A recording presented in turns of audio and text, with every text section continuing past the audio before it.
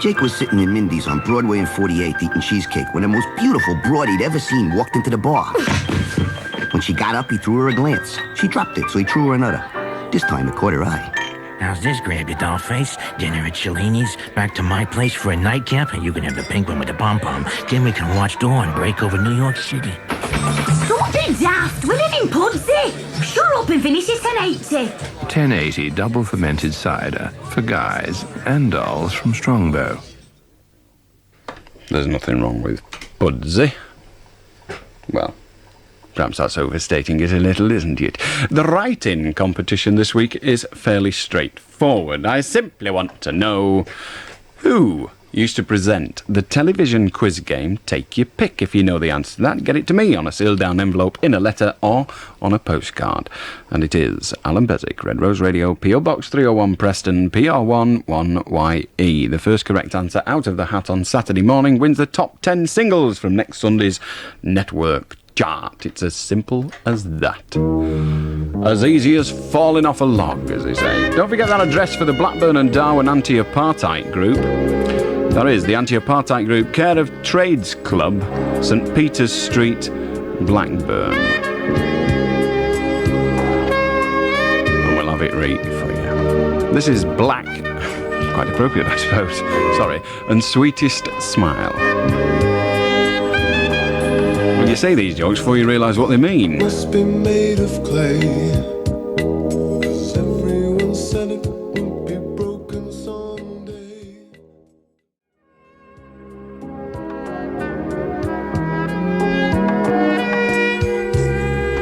Rather nice little tune.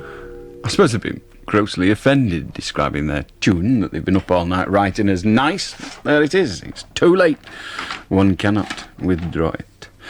It's your final chance to get down the address of the Anti-Apartheid Group. That is, on this occasion, the Blackburn and Darwen Anti-Apartheid Group. Obviously, that doesn't cover the whole of Lancashire. It covers Blackburn and Darwen. So if you write to them, they'll tell you if there's one in your area, I'm sure.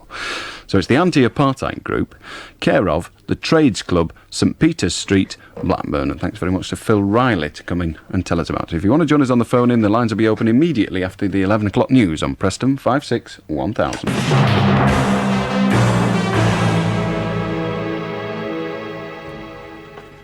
The 11 o'clock news, this is Alan King. President Reagan is saying that he's now hopeful of an historic arms limitation agreement with the Russians by the end of the year.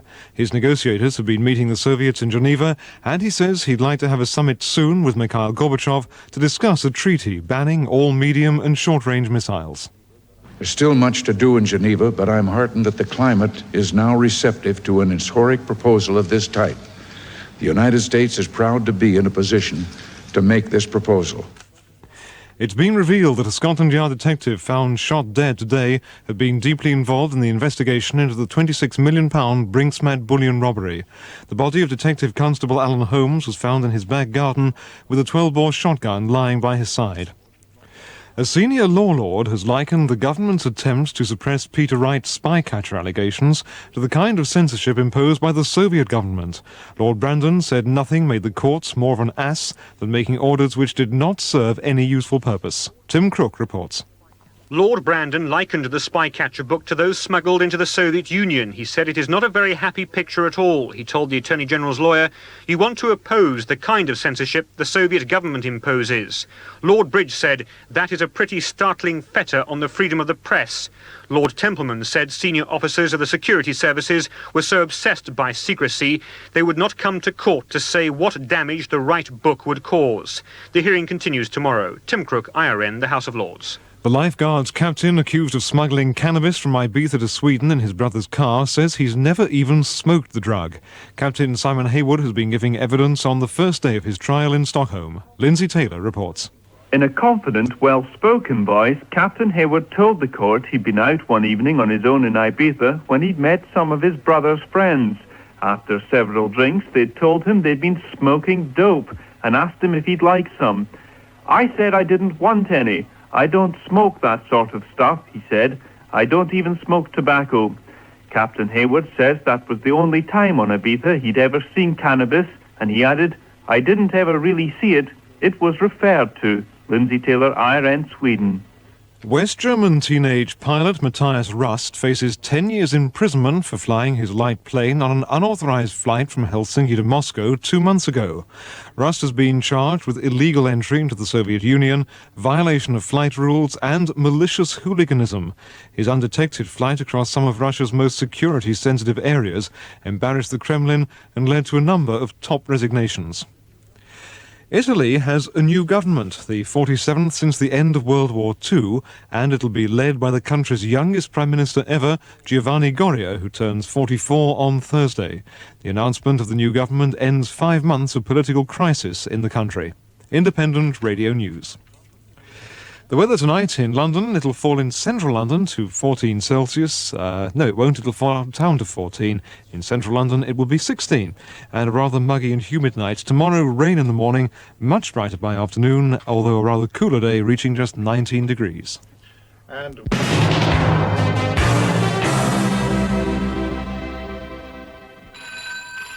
ring him if you dare. Allan Beswick, the late night show. Well, the good news is it's chucking it down in London as well. If you wish to join us on the phone in, the telephone number is Preston 561,000. It's 3.5 minutes past 11. We'll be talking to our first caller, Mavis. Shouldn't she be on Coronation Street? After Smokey Robinson and the Tracks of My Tears.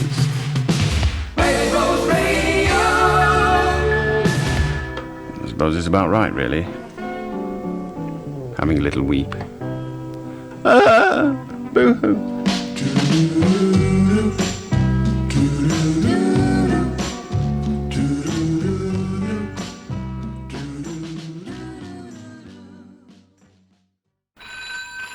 Ring him if you dare.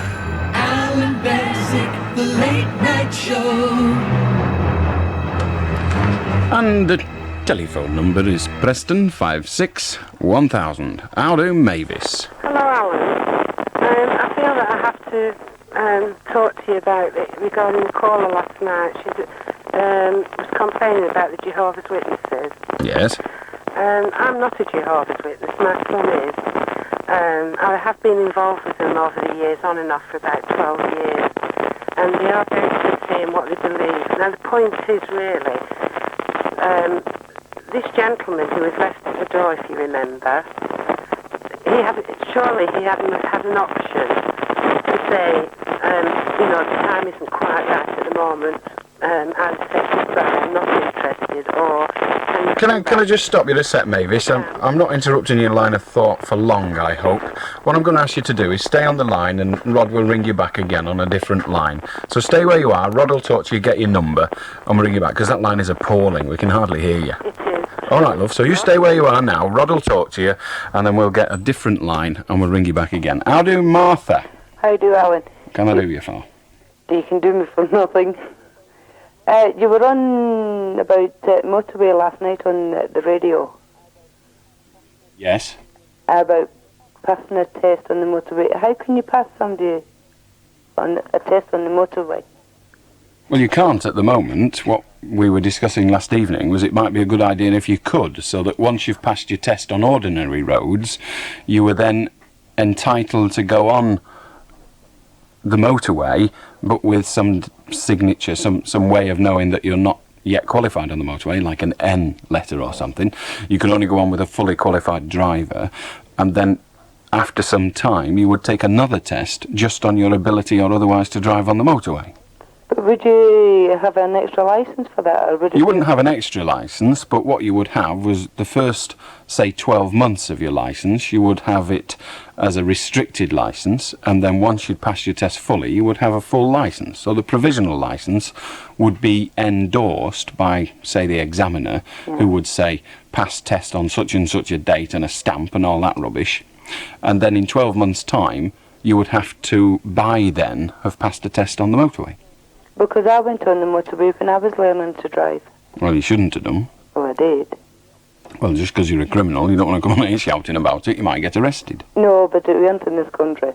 Ah, well, in other countries it is permissible, I'm sure, but in this country it isn't, unless you're a heavy goods learner or, I think, a PSV learner. Yeah. Well, why don't she do something about it? She's on about a lot of safety. And if a new patch Well, what do you think she should do about it? We'll get them to go on the motorway. Because it's the first place they aim for when they... No, I'm asking you what she should do about it. Well, she should try and get it passed for them to go on the motorway. Well, how do you think she should go about it? Well, I don't know how she should go about it. Well, there's not really much point in telling her to do it unless you can give us some guidance on how. But never mind, we'll try her again. Or, not her, but we'll try our Mavis, who's on line 8, I think. Right, Mavis, is that better? That's fine. It's not that much better, but it's a step in the right direction. I think your phone's not so clever, love.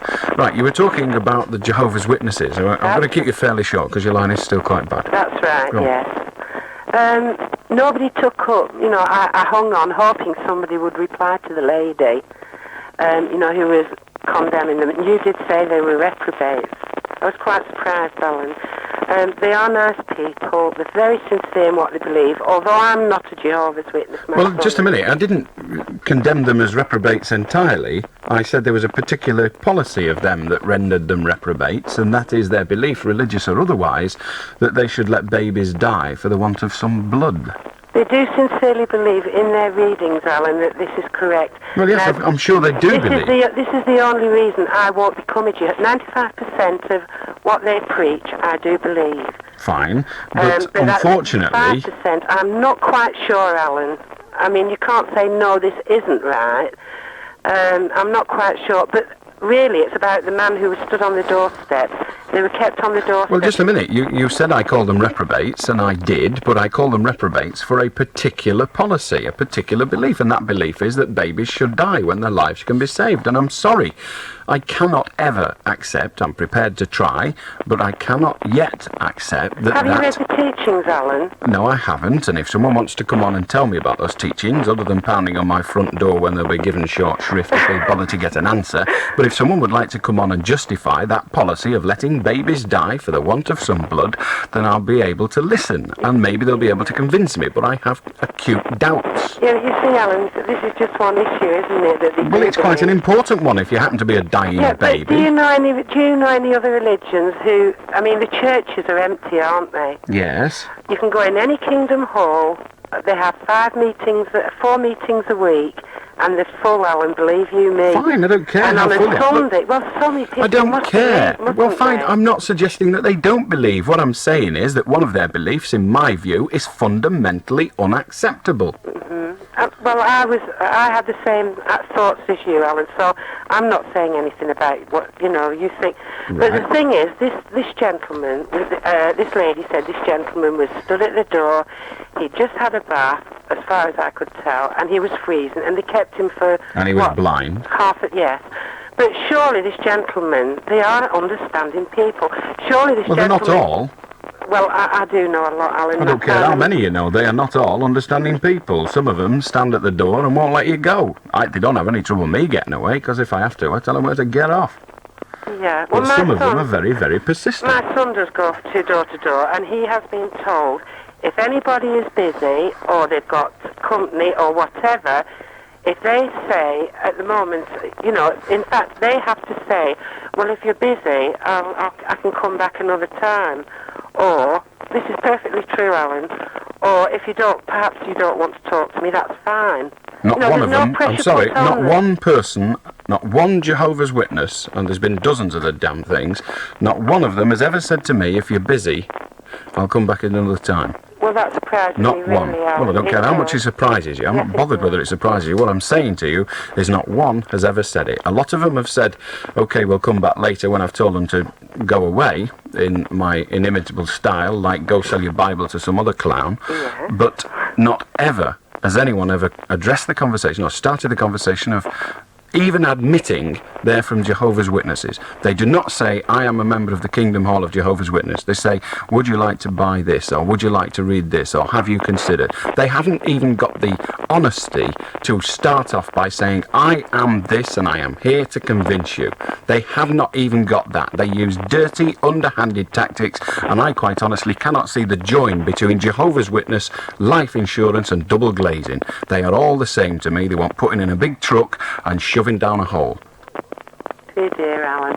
Well, I'm sorry, but I can't see the joint. If you're telling me they're different, don't feel sorry for me. I've got double glazing. I can at least get rid of 1/3 of the prats. I Do can you say, go look. to church, Alan? No, I don't. And if I did, I wouldn't go in order to encourage others to let babies die.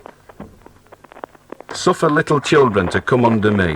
Yeah, but, I mean, I'm not a Jehovah's Witness. I can't discuss this with you. Fine, well, let's get someone that can then. If you can't, I don't know why you're right. I'm sorry, if you can't discuss it with me, fine. Thanks for calling, goodbye. And let's get someone that can. The telephone number, if there is somebody out there that can, perhaps you haven't got the bottle because you're not stood on the doorstep with me Willie out, stood in the rain. The answer is ring me now on Preston 561,000, if you've got the bottle. I don't expect too many calls. I'll do Ian. Hello. What do you want? Do you know why seagulls fly upside down over Liverpool? Yes. I'll do Greg. Hello, Alan. Yes. I'm ringing about that television programme that was on today. That Arthur C. Clarke's World of Strange Powers. Tell me about it. Well, it was about poltergeists and the things they did. Well, there was houses what were being rained down with stones, heavy big pebbles. Telephones dialing themselves, there's been lamps swinging, objects being thrown. Fine, we've established that bizarre things have happened. Now tell me about it. Yeah, well, according to the programme, they found no logical explanation for all this. But I think I've got one for them. Well, I think it's not a ghost as such, what's performing all these, well, whatever you want to call it. But it's another sense in people. It's a sense what not only people have got, but not all of us understand. Well, it doesn't sound very much like you do. You certainly don't understand it enough to explain it, so you'll have to be a little more clear in your definition. Okay. Well, all of us, I think, have got a sixth sense. But some of us don't, well, most of us, actually, there's only the few who do understand it. The powers to move things. By this sixth sense. Have you ever seen that fellow who comes on the telly who can bend spoons? Yes, Uri Geller. Yeah, that's him. Yes, well, I've also seen a magician do it. Yeah, well, I think that same power, what he... Well, I'm sorry, I've also seen a magician do it. Mm-hmm. So he doesn't impress me a great deal. He did at the time, but I was very young. But he doesn't impress me now, because I've seen magicians do it. Well, these people who's been induced by this sixth sense may not even realise what they're doing, because we've not got the knowledge of this sixth sense yet to understand it. Well, fine, but will you convince me it is there first? It's there. I said, would you convince me? Telling me again doesn't convince me. Well, do you believe in ghosts? What's that going to do with it? Are you going to tell me? Are you going to convince me that this sixth sense exists? Well, it has to do. No, it doesn't. Because... Why does it have to? Because there's no other explanation for it. Oh, so what you're saying is I can't explain it, so it's the sixth sense. That's not an explanation. Thanks for trying. I'm sure you tried. How do, Dawn? Hello again, Alan. Hello again, Dawn. What do you want? Pardon? What do you want? Oh, I'm ringing up to say, right, the other day, last week, we had visitors, strangers in the garden, and the dog was going crazy.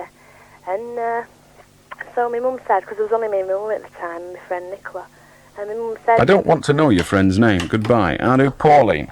Hello, Alan. Yes? Pauline. What do you want? You give me name right once. What do you want? I've just moved into an house, right, and there's no garden gate on. And I've been to the council and they said it's not their responsibility, so I went to social and they said it's not their responsibility. When my baby got out last week and it's right next to the main road. Whose house is it? Council's. Well, I would have thought it was their responsibility. How do, Brian? How do, Alan? Alan, I want to talk about freedom of speech. Go on. Do you believe in freedom of speech? No. No. Because what I was wondering was, when you got put off the air earlier on this year. Now, who put you off the air? Was it the IBA or your bosses? The radio station make that decision. Not the IBA? Not the IBA. No, because I was wondering, you see, I take it was over some comments on a political figure, shall we say? Not quite, but... Or a person, then? No, I told a person where to go. That person happened to be talking about two political figures, but it was what I said that caused the ban, not what they said. And I told them to go away in language that some people thought wasn't suitable. So, what, your bosses put you off the air for a month? They took me off air in order to hold an enquiry, and then after the enquiry, they decided that they would leave the listeners to express their point of view, and then they made an ultimate decision, and that eventually took a month. It wasn't planned to be a month, it wasn't planned at all, so it eventually took a month. I take it that was that phone-in, the A or the Nay one? That was the time when they thought they'd give the listeners the opportunity to express their point of view. Well, good job Liverpool wasn't up early that morning, wasn't it?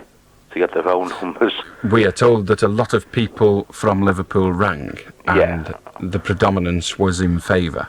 Right. Oh, by the way, before I go, that lad who could not sum up a sixth sense, he was using it then. It was nonsense. Well, okay. Nice one. If sixth is none, then so be it. I'll do line 1.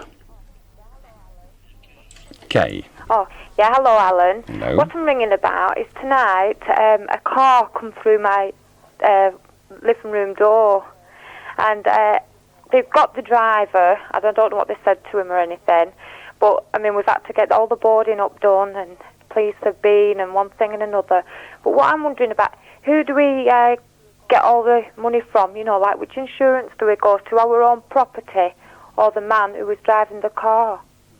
For the time being, I would register with your own insurance company that the incident has happened, so that should it become necessary to claim from them, you don't fail in your application because you haven't notified them. So notify them that the incident has taken place, but also notify them that you will be pursuing a claim against the driver. Yeah. And then you want the driver's insurance so that you can claim off him. In fact, you want to claim off the driver, but obviously he's going to be underwritten, or if he's insured, the loss will be underwritten by an insurance company. So you need to claim off them. But he will need to notify his insurance company. Well, the thing is, like, it's like a vestibule door as well that we have. Well, it really doesn't matter whose door it is or no, what even we have door a it is. carpet in that, and like the carpet's ruined as well. Well, so that's who do we all part of the for claim. that? Well, the same applies. Yeah. You will need to note all of it is claimed off his insurance or off him. If he's no brass and he's not insured, then you're goosed, because if he's no money and he's not insured, you can't get the money off him. No. But what you do then is you claim off the relevant insurance on your own house, be it the structural matter, in which case you'll claim off your house insurance, possibly. It may not be insured for it, we'll have to wait and see. Or alternatively, you claim off your contents insurance, assuming you're insured for it. Yeah.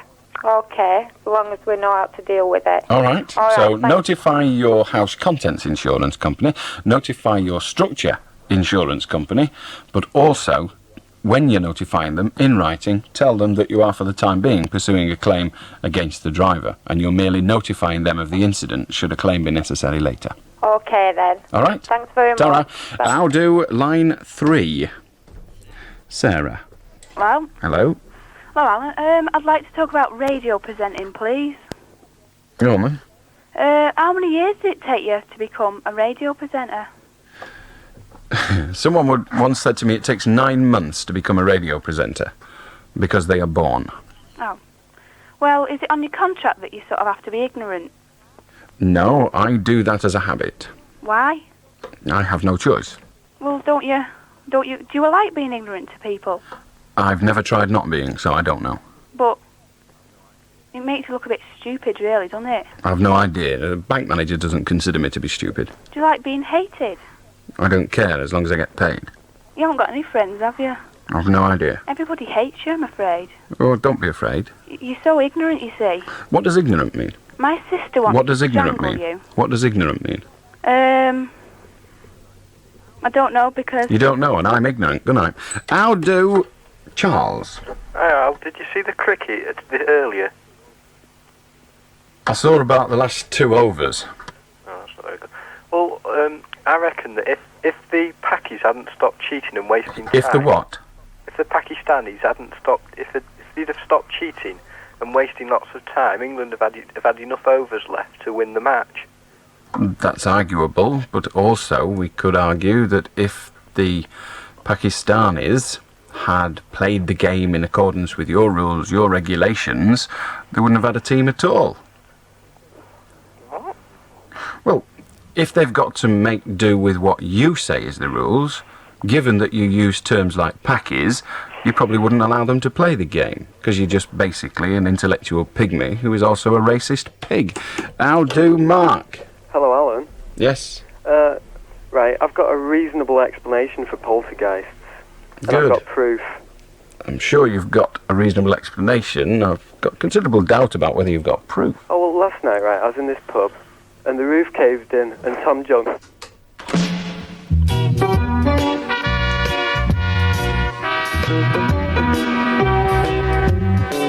You know they're rolling it all over the nation. God, it enhance your music appreciation. It give you the feeling of relaxation. Ooh, yeah. And it don't lead to no intoxication. You know what I'm talking about. D-E-K-A-D.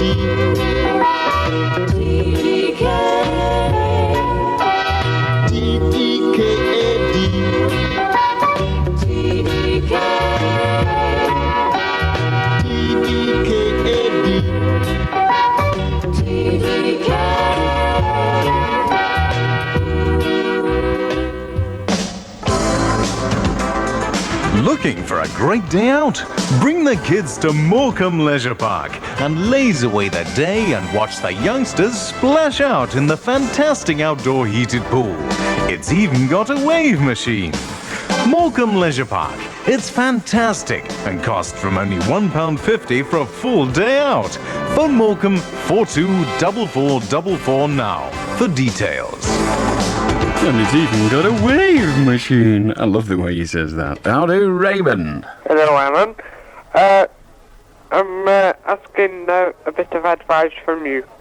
My grandma has no home. Why are you talking like an idiot? I'm not. You are. I talk like this because I've just eaten something. How do, Max? How do, Alan? Yes? I'd like to talk about fishing. Go on. You think it's cool? Thought you wanted to talk about it, not ask questions. I'll ask you a question then. Do you think it's cruel? Why do you want to know? Because I'm asking you. That is why you're asking. But Because why? I've heard you quote it's cruel on the thing. When you heard me, to use your phrase, call it cruel. Quote. Oh, when you heard me quote it was cruel. Yeah. Bizarre, strange. I don't ever remember saying I quote it is cruel. But never mind. When you've heard me do that... You quoted it's cruel. No, I don't think I've ever quoted it's cruel. Okay, I may well have stated it's cruel, and you're quoting me at that. But when you did hear me say that I thought it was cruel, do you think I was lying? No. Do you think that was what I meant? Why don't you complain Would you to like the to... MP? Excuse me a second. Yeah. Do you think that was what I meant? Do you think when I said on the radio, I think it is cruel, do you think I meant I think it is cruel, or do you think I meant I think it is not cruel? Which? I think I meant it was cruel. So why did you ask me what I thought if you ostensibly already knew? Just to make sure. Just to make sure. Have you now made sure? Yeah. Very good. You have been Beswicked.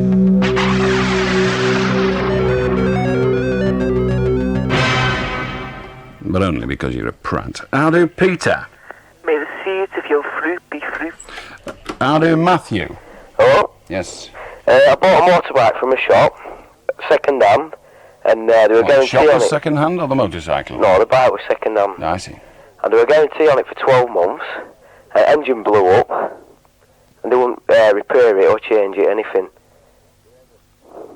And what reason did they give? They never. Didn't you ask? No. A street, a sound is the start of the day. It's the heat of the road, it's breaking away. A kiss, a glance, it is hot, it is cool. A smile, a chance, it is breaking a rule. It's just how you feel when you know it's for real. It's a hit, it's a Coca-Cola, is it? Whether you're considering a Citroen, Lada or Ford for E-Day on August the 1st, give the rest the big E for John Wilding. Right now, John Wilding is getting all excited by offering truly exceptional deals on all 3 of these makes, along with extremely low finance on selected models. You're always guaranteed John Wilding's excellent after-sales service too, and exceedingly generous part exchange allowances. So see how easy John Wilding makes buying E-Reg cars with Citroen and Lada at Banbury Garage, Westgate Morecambe, and Ford on the A6 Garstang. It's 11:31. Win £50, £20, £15 each week at the Newmarket and M2 Market, Waterloo Road, Blackpool. How do, Dean? Hello, Alan. Yes? I'd like to talk about the raised prices at Preston North End. Go on. And the amount of people have been complaining about it. Well, don't worry about how many are complaining. Well, You've I'd just like voiced to your say complaint. Tell me what you think about it. This is first time prices have been raised for 3 seasons. So are you in favour of the price rise or not? Yeah, Why? because the club's got to go with inflation. All the time, prices at football grounds are going up. Catering, electric footlights. Yes, but maintenance how of much the have ground. how much have they spent on players, for example, and improvements? I mean, for a start, if I remember correctly, they don't own the ground anymore. It's owned by Preston Council, am I correct? Yeah. So they don't have all those problems, do they? Well, do they or don't they? I don't know. I'm asking you. You are obviously a supporter. You know the ins and outs of Preston North End considerably better than I. So do they own the ground or don't they? no, they don't own ground. So do they just rent it off the council? Yeah. So the maintenance and upkeep of the ground is not their responsibility. Well, all right then, no. I So agree to why that. have they put the prices up? Oh, why shouldn't they? Well, you were about to tell me why they should and why it is right and proper, and one of the reasons you gave was the costs of the ground. Well, they're not their costs, so that reason doesn't stand. So what's your other reason? Do you have catering. another reason? Catering? They've had What improved catering at What Preston catering? North End. What catering? Refreshments. What do you mean? Cups of tea and the like? Yeah, hamburgers, crisps, So, chips. are you suggesting that everybody that goes to the football match should make a contribution towards the price of hamburgers, or do you think it should be left to those that wish to partake of Well, hamburgers? majority of people do get refreshments at half time. Well, they don't get them for free, do they? Do they? Pardon? Do they get them for free? When you go into the ground, do they issue you with a hamburger and a cup of tea? No. No, you buy it, don't you? Yeah. But some people choose not to buy it. Yeah. So why should those people who choose not to buy it, have to subsidise those who do? Well, there's people. You can't tell me there's not one person who goes up North End who says they've never bought a hamburger. or No, a cup we're of not tea. suggesting they've... Let us assume that Fatty Butler goes on the ground and buys 15 hamburgers. And I go on the ground, Fatty Beswick some would say, but I go on the ground and buy one. Now, we've both paid to go in, and you're telling me that the reason, or one of the reasons, one of the two you've given so far, but we've already eradicated the first, one of the reasons that the price of my ticket has increased is so that the facility to buy hamburgers can be provided. But surely Fatty Butler should buy 15 hamburgers at the cost of 15 hamburgers, and I should buy one at the cost of one. Not I should have a little bit of subsidy, and he should have a lot of subsidy. To tell me that the reason the entrance fee has gone up is to subsidise the cost of hamburgers, I say to you that is A, bad management, and B, totally wrong. Even I don't think football clubs are that stupid. Well, okay. They actually make a profit on the sale of hamburgers, otherwise they wouldn't be selling the bloody things. I agree with that one. Good, so that's 2 reasons you've given me, both of which have been wrong. Have you another one that we can play games with? They've also signed better players. Well, it remains to be seen whether they've signed better Well, new players or not. players. They've certainly signed different players. They've gone up a division, which means they're going to want higher wages. Well, I don't see why they should get higher wages just because they've done what they're paid Well, to that's do. the way football is, Alan. Well, that Whether may it well shouldn't be or should it is, that that's may the way it well is. be the way football is, but those players weren't all on contracts that expired at the end of last season. A very large proportion of them will have been on contracts that have a number of years to run, so Yeah. they shouldn't cost any extra money. They shouldn't, but but they probably will. Well, why will they? Because when they go in and say, I want more money, the manager should say, well, you're not having more money, you're already on contract. Take it or leave it, pal. But, Alan, these players at Preston, they've been given a pay rise. Why have they been given a pay rise? Well, obviously the club's felt it within their rights to give them a pay rise. Well, it's certainly within their rights, but it's not the club that's giving it, is it? It's all very well saying, here, have a pay rise, but if you haven't got the brass, you damn well shouldn't give it. And there goes the argument for John Thomas leaving. Who's John Thomas? I always thought you carried that in your trousers. Well, you know what I'm talking about, Alan. No, I don't. I don't know anything about football, all its players. Well, you've heard about John Thomas. All right, I have. Good night. I told you I didn't. You didn't believe me. I'm not going to spend all night trying to convince you I haven't. I've never heard of the guy. As I say, the only John Thomas I know has yellow liquid pouring out of it about 8 times a day. How do, Phil? Hello, Alan. Yeah. About that woman that rang up earlier on about that gate missing. Yeah. Well, you said it were down to council to replace it, did you? I would say so. If she moved into a council property that didn't have a gate that should have a gate, then she's entitled to have a gate at least at the beginning of her tenancy. Yeah, well, I'd have thought that it were down to the person that pinched it.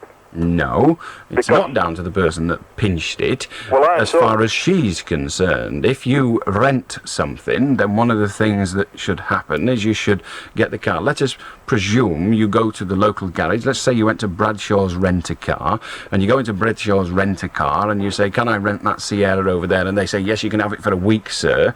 And then you get in it, and somebody's stolen the wheel off the front before you took the tenancy, before you took the rental. Bradshaw's will not say to you, oh, well, that's hard luck, isn't it? You can't go anywhere till you've bought a wheel off us. So it's the responsibility of the lessor to actually supply the lessee with the equipment. Good night. How do? Jordan. Hi, Alan. Hi. Listen, I want to talk to you about, cigarette advertising. Yes. In snooker. Yes. Well, I just think it's terrible because when these cigarette companies advertise, for with the snooker, I just think that it's terrible that they're influencing young minds who are watching the snooker because they're interested in snooker. And they're getting, all this garbage about how good cigarettes are. Well, they're not, are they? Because there's no, as you say, garbage saying how good cigarettes are. There isn't cigarette advertising. There certainly is cigarette names in the title of some competitions, and indeed there are such as the Puffin Billy, we'll call it, the Puffin Billy Snooker Championships, doesn't make me run out and become a smoker. I am already aware that Puffin Billy, this cigarette company I've just invented, but I'm already aware that cigarette companies exist. Yeah, sure, but don't you agree that when these children, like these teenagers, when they see that these people, these idols that they like, who are on TV and play snooker, and they see the names of cigarette companies, they'll be encouraged to go out and buy. But a great many of those so-called idols actually make it clear that they do not smoke. Sure, but, do you think it's going to be clear to a teenager that, we don't really smoke, but we are having these pictures? To be perfectly honest, if these individuals are his or her idol, then that teenager will know that person doesn't smoke. If you're not got a real idol, you just like to watch the snooker, and, you watch and you see the cigarette adverts, I think that it would be a real danger to see these adverts alongside these people you're watching. Why? I just think that it's irrelevant to have these cigarette adverts next to the game.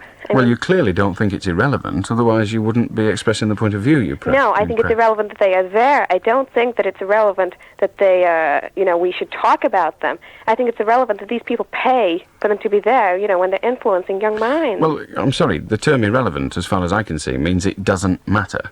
No, it doesn't matter in one sense. You're talking about a totally different sense. I'm talking about irrelevant in the sense of why should they be there? Because if they weren't there, the snooker competition wouldn't be there either. Well, I don't think that we should let cigarette companies, sponsor these events. But surely it's a free world. It's a free world, but when, this free world is killing people with cigarettes, it's, I don't think that becomes a free world. I think it becomes, what... But the cigarette companies do not say, if you watch our snooker, you will watch people who smoke our cigarettes, who get great benefit from smoking our cigarettes, vis-a-vis all that kind of nonsense, do they? They just say, we have sponsored this event. First, second, last. That's all they say. How does that make anyone smoke? It doesn't make anyone smoke. I didn't say it made anyone. Well, how does it encourage anybody to I smoke? said it influenced young people. How does it influence them? You know, get your facts right, please, Well, Alan. okay, I've just asked you, how does it influence It them? influences people because they associate